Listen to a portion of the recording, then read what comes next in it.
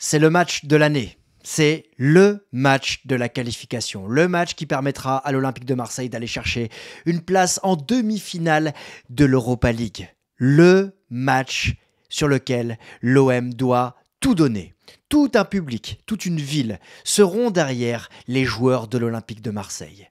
Et l'Olympique de Marseille peut se qualifier. L'Olympique de Marseille doit se qualifier. L'Olympique de Marseille est dos au mur.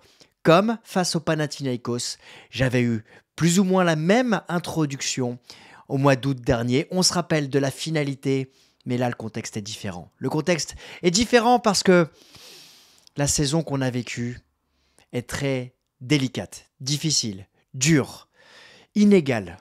Et pourtant, on y croit. Et pourtant, on est là. Et pourtant, on va aller chercher cette qualification. Bienvenue sur CM Football, générique.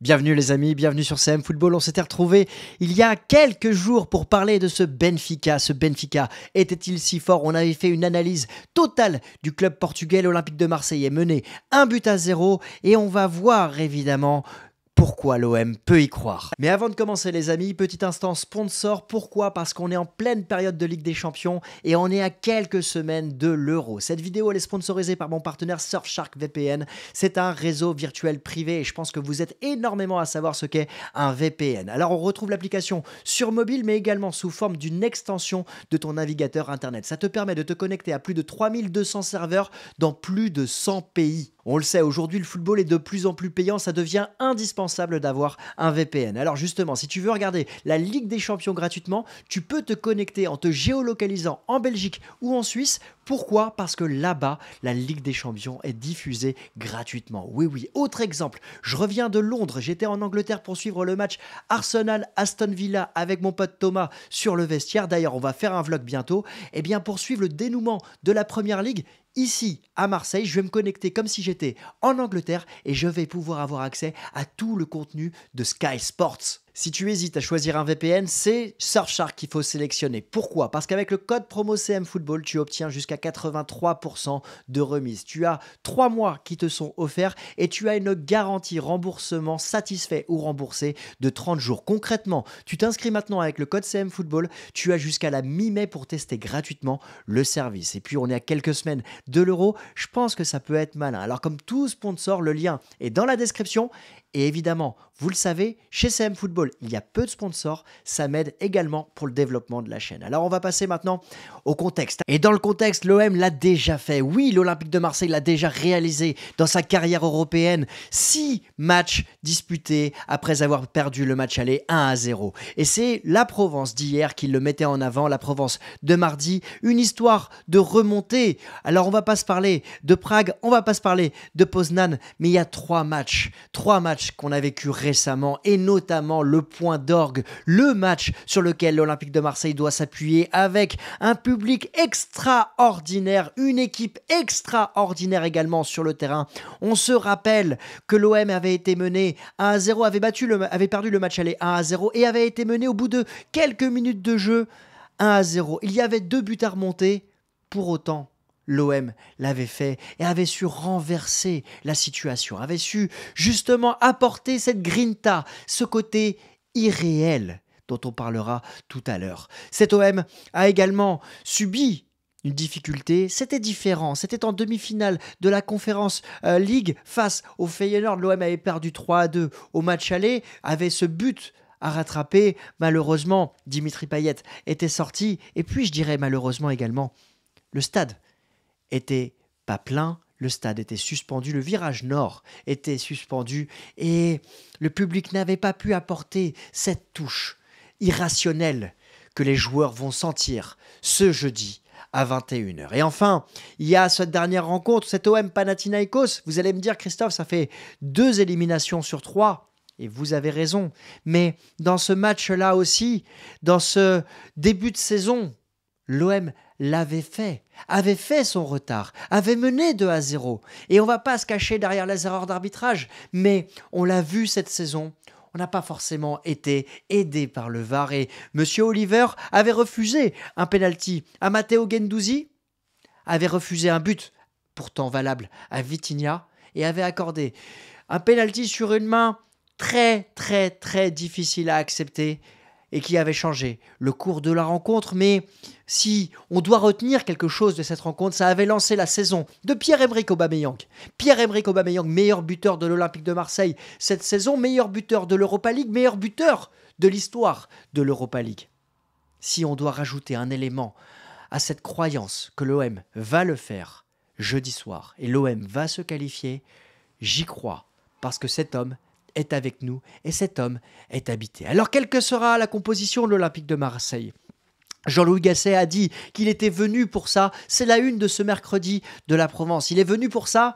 Nous aussi, on sera là. Nous aussi, on sera au stade Vélodrome pour ça, pour vivre ça.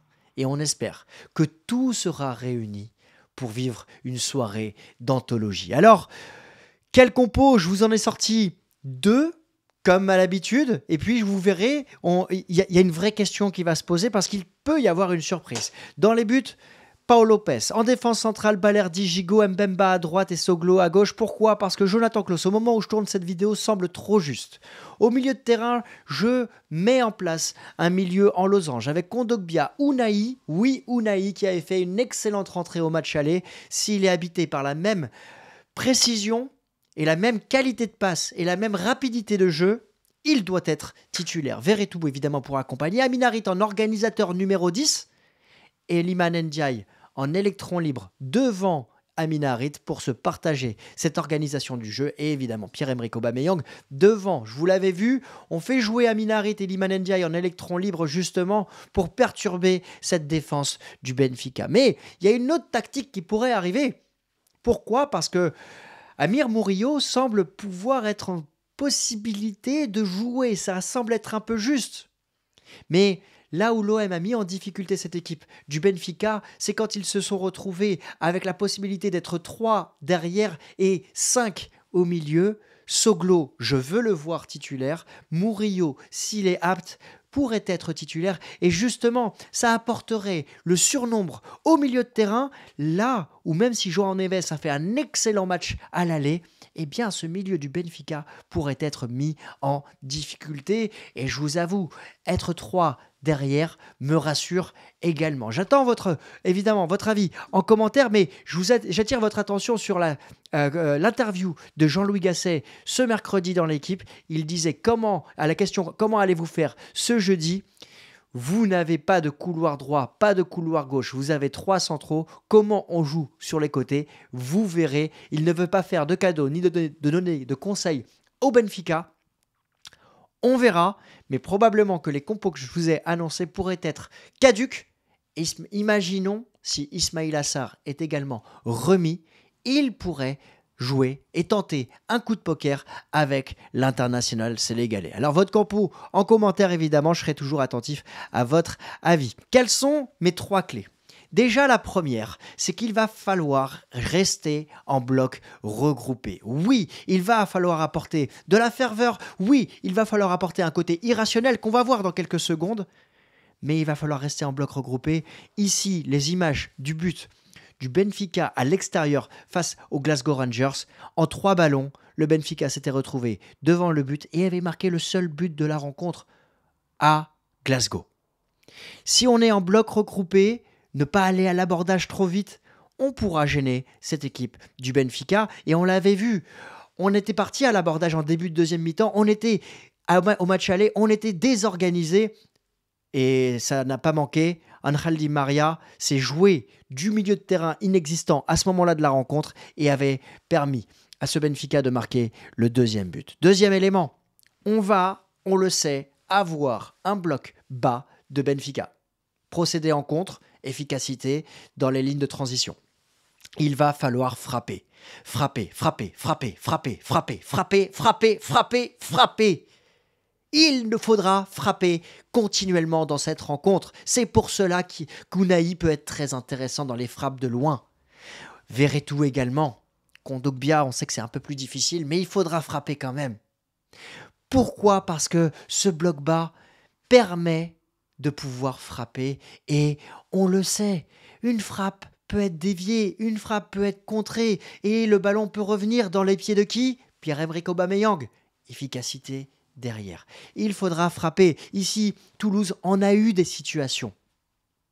On les avait étudiées dans une vidéo spécifique. Et il va falloir aussi être direct. Alors, s'il ne faut pas partir à l'abordage, on l'avait vu au match aller, dès lors qu'on a joué vite devant, eh bien, on a mis en difficulté cette défense centrale entre les lignes. Si on arrive à combiner le jeu sur les côtés et jouer entre les lignes comme l'avait fait Unai pour Pierre-Emerick Aubameyang, on a réussi à marquer. Et je crois qu'on sera en capacité de pouvoir marquer et faire douter ce Benfica, les faire sortir et ensuite rester regroupés. Rester regroupés, c'est fondamental parce qu'on va avoir des situations. Après, comme d'habitude, dans un match en quart de finale de Coupe d'Europe, il faudra être efficace. Ici, 55e minute, Toulouse avait manqué la balle de match dans les 6 mètres du Benfica. Il faudra garder cette efficacité. Alors, il y a ce que j'appelle l'irrationnel. Pourquoi j'appelle ça l'irrationnel? Parce que c'est le stade Vélodrome. Demain, parce que cette vidéo est tournée mercredi, il va y avoir une ambiance et un parfum d'Europe dans Marseille. Demain, c'est une journée spéciale. Tout va s'arrêter. Toute la ville va vivre en attente de cette rencontre. Toute une ville, plus de 65 000 personnes sont attendues au stade Vélodrome. J'imagine une ferveur comme jamais. Tout un peuple marseillais y croit. Et ce côté irrationnel, il peut perturber le Benfica. Quand bien même ce Benfica a l'habitude de jouer des quarts de finale européens, je pense que personne n'est prêt à vivre l'ambiance qu'on va avoir demain. Il y a eu Villarreal, il y a eu le Panathinaikos également, parce que l'ambiance était extraordinaire, c'était le feu.